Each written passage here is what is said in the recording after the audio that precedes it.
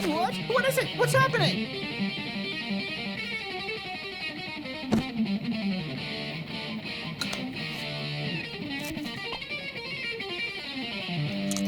Morning, John Patty Pooh.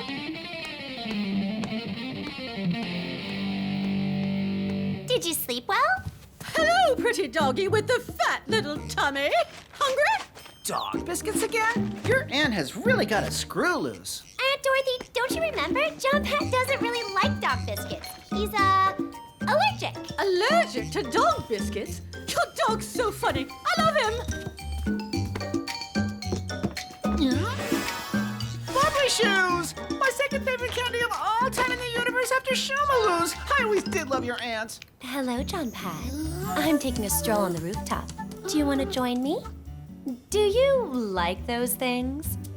Me, I hate them.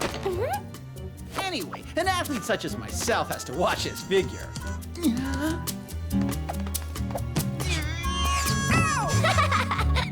At least you still got your bubbly shoes.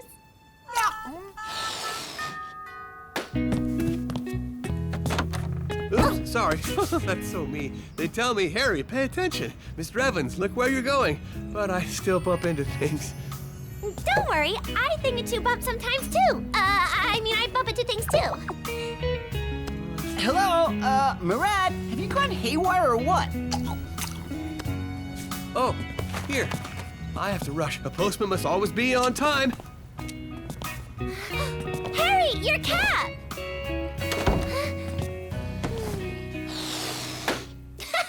Mysterious disappearances of London telephone boxes. Well, that's terrible news, Mirette. In the name of the Queen of England, we cannot let this go unpunished. Aunt Dorothy, in the name of Detective X under 12. I agree. Come along, John Pat. London is calling. Who's calling?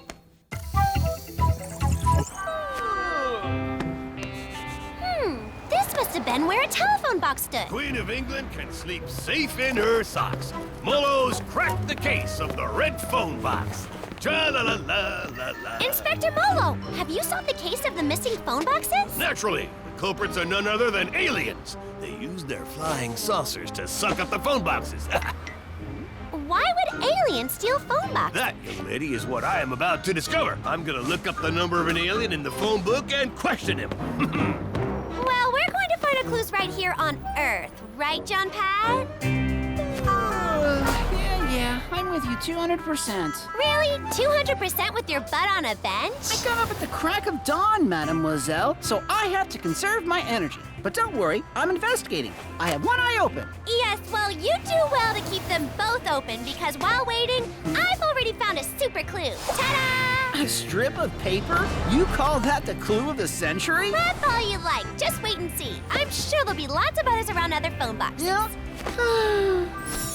See? I'm investigating. Look what I found. Nice work, John Pat.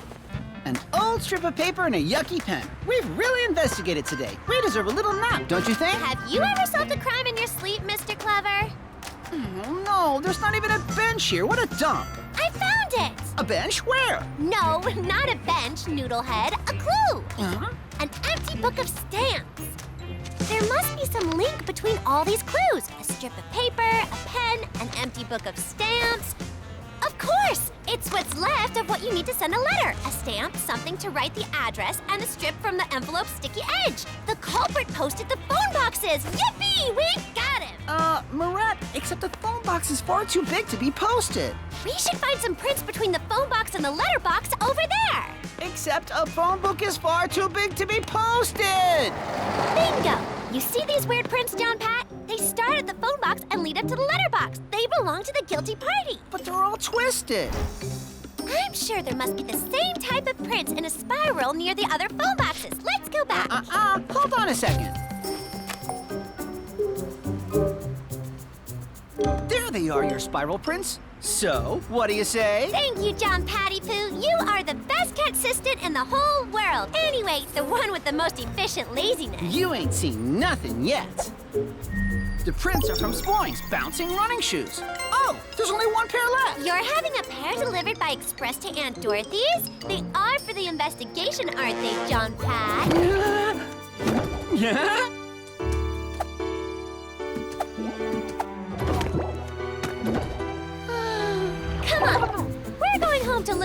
going so we can catch this phone box mailer. I'm telling you, a phone box is far too big to be posted. Yes, you're right.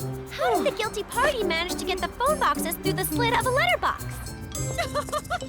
Mirette, you should try it! These things are more fun than a bobsleigh! Hey, Mirette, do something. She's going to break my spines and I won't be able to jump on the roofs with Samantha. I mean, she's going to compromise an important clue in the investigation. Yeah, right. And Dorothy, please stop. You're compromising an important clue in the investigation. And what if that was how the guilty party... Posted the telephone booths. By flattening them! First up, the post office. Oh, look out, young lady. I'm off to see the Queen of England. I've discovered the aliens' motive. Really? Yes, I discovered that aliens have no phone numbers, which means they have no phones. That's why they're sucking up the boxes, to have phones on their planet. You can learn from that, Missy. Hello! Have you any letters of this size and this weight that have been sent recently? If so, can you tell me by whom and where to, please? I can't tell you anything. That is confidential information for post office staff only. It's not for little girls or fat cats.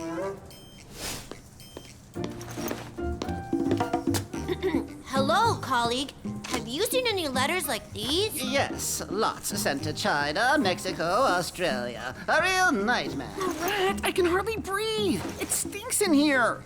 What? Just saying hello again. And who's sending all these letters? They're, making a lot of work for us. You can say that. They're all sent by the same person. Somebody who follows the rules. He puts his name and address on the back of the envelopes. Look, I've got one that has to be delivered to I'll Alaska. take care of it.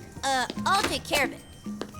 Did you hear that, John I'm Pat? calling the Society for the Protection of Cat Assistants. The guilty party has posted phone boxes all over the world. We just need to look at the sender's address and we can nab him. Harry Evans, 32 Alex Street. Mirette? Harry Evans, wasn't he your handsome postman? You may have a nose for investigations, but when it comes to love... I'm not in love. He was just sweet. So is he the phone box squasher? But why would he do that? Let's pay him a little surprise visit. Well, can you open it? Yes, it's coming. Oh, what a sad-looking place. Is he a member of the Anti-Color League or what? Shh! We have to find evidence, John Pat. Pair of his points. How's that for evidence? Nice work, John Pat. But that still doesn't tell us why Harry wants to flatten phone boxes. Why do we have to find out everything? Why can't we just go and take a boring stroll? Yeah? Oh, now what are you doing here, pussycat? Are you lost? Come on, back home with you. How is it that he didn't see you? This morning he walked right into you. Is he as blind as a bat or what? Yes, it really is weird. What if he were Daltonian? Like in 101 Dalmatians? No, Daltonian, not Dalmatian. Daltonian means someone who mixes up red and green. At least he saw you. Whereas in my pretty red outfit, I was practically invisible. Maybe it's just the red that he doesn't see. Protanope Daltonians are people for whom the color red is replaced by another color. Gray, for example. I don't get it. That's it! And Dorothy's entrance walls are gray, and so are Harry's. And because Harry sees red as gray, I melted into the background like a chameleon.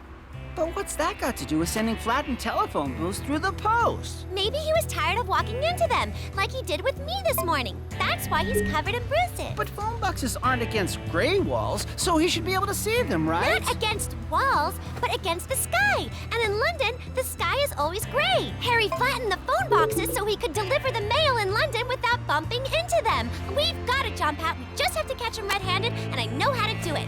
Send a message to Molo, John Pat. I'm calling Aunt Dorothy. Okay, this box is the last one left standing.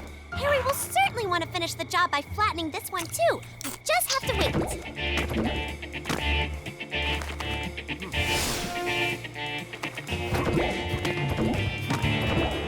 Horseman Harry, your final hour has struck!